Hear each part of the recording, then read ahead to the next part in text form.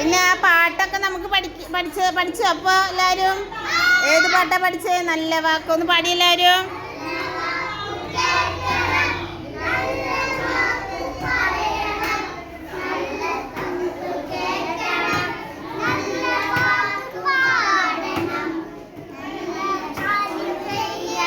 ആ ആ